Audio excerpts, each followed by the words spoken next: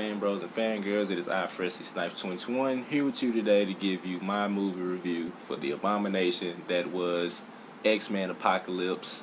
This will be a review that contains some spoilers, so spoiler alert if you haven't seen the movie already. And I'm just jump right into it.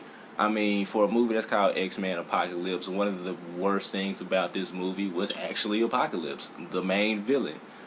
I mean, and this is no knock to Oscar Isaac, because he's a fantastic actor. He just pretty much worked with what he had. It wasn't too much he can do.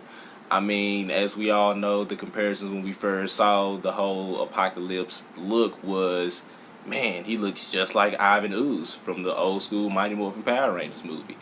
And watching this movie, there was a lot of comparisons, and with him being a whole mythical creature, first mutant or whatever, that was trapped in a container and then buried underground. It was dug up years later.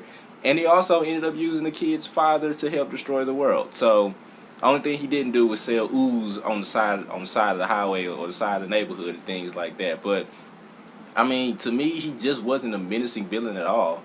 I mean, they had the shot where he was standing next to, all the four horsemen, and he's shockingly short. Like, he wasn't taller than Magneto. He was barely taller than Storm. It was just a situation where it felt like I couldn't really get behind him as he's gonna destroy the world. Like the monologues he gave were funny. They weren't supposed to be funny, but it just seems like everything was like a Shakespearean play. Like, I am going to destroy the world. I need to make a new world. I can make you better. Things like that. So I mean, Ivan, it's just a situation to where it was just like, all right, Apocalypse, he was okay, which kind of sucks for me because that is one of my favorite X-Men villains. And I'll get to another one that we may see in the future, a future movie soon. But yeah, as far as Apocalypse goes, they could have did a way better job with that. I mean, the Four Horsemen, they was pretty much just there.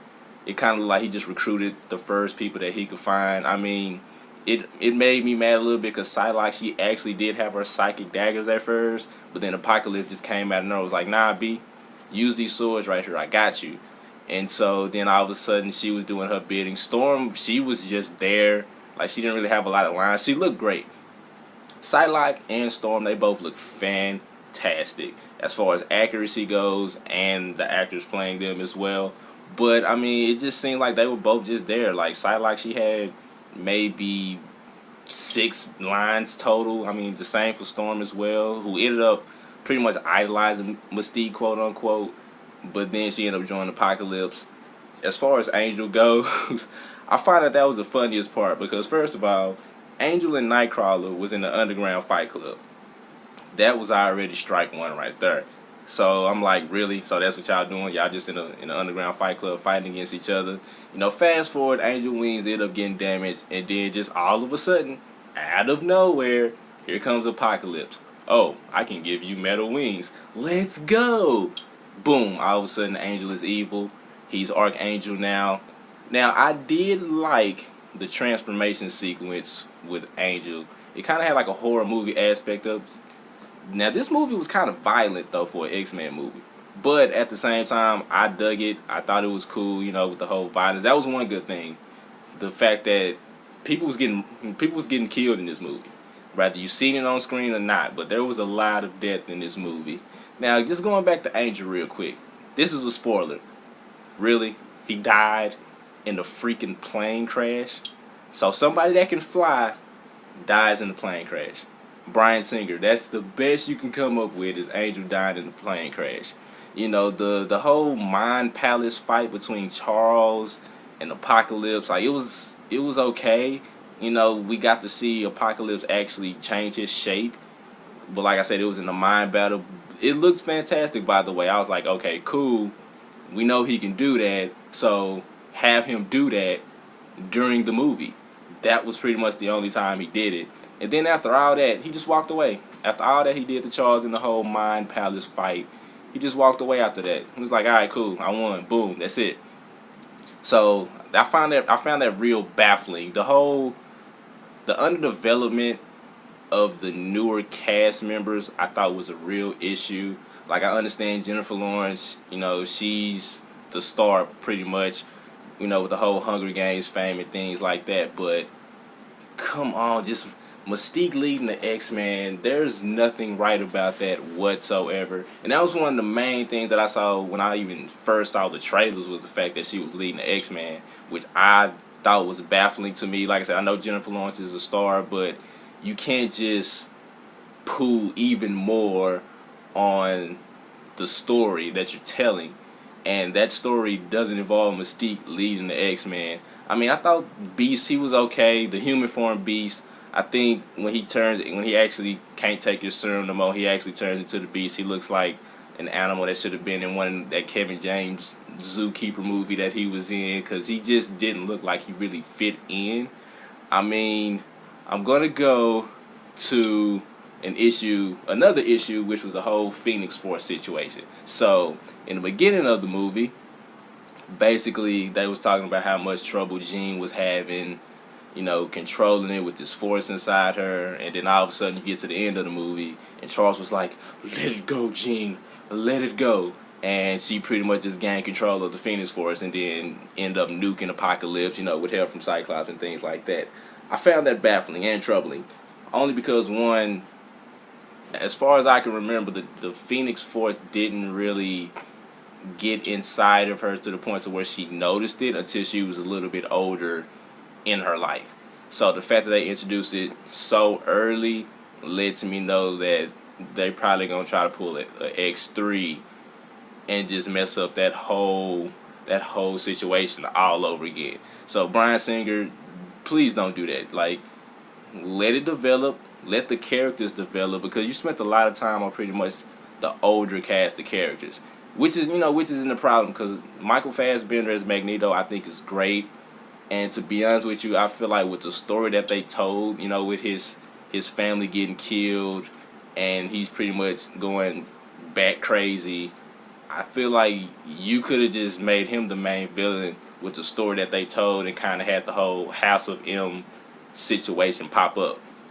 You didn't have to do that, obviously, but I'm just saying, like, really, his motivations and his ambitions, with his family getting killed, that could have been all the motivation you needed for him to just be the main villain. Be like, well, I'm just gonna go ahead and wreck shop. Like, all this flip flopping he does. Oh, he's a good guy. Oh, now he's a bad guy again. I can see the good in you, Magneto. Oh, well, okay, cool. I'm gonna be a good guy again. He flip flops more than the Big Show in the WWE.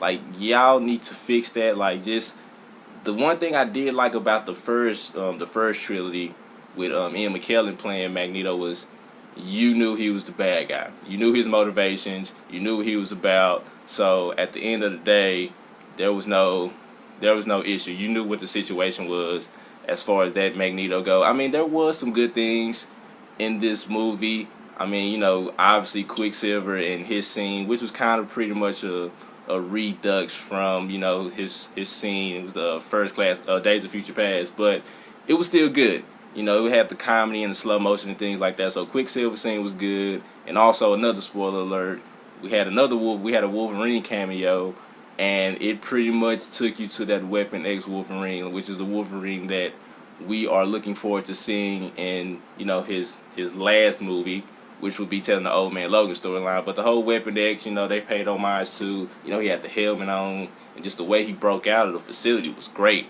I did see like a nod to the Morlocks with Caliban. I think I said his name right, but Caliban for the Morlocks. They played an integral part in like the 90s cartoon and in the comic books as well. Now, we're going to go ahead and fast forward to the post-credit scene, which I know a lot of people was talking about. And for those who don't understand, I'll go ahead and break it down to you just a little bit. So basically what happened was you had some dudes in a suit go back to the Weapon X facility and ended up picking up a vial of Wolverine's blood. And then they showed the name, which was Essex Corporation, which refers to Nathaniel Essex, a.k.a. Mr. Sinister.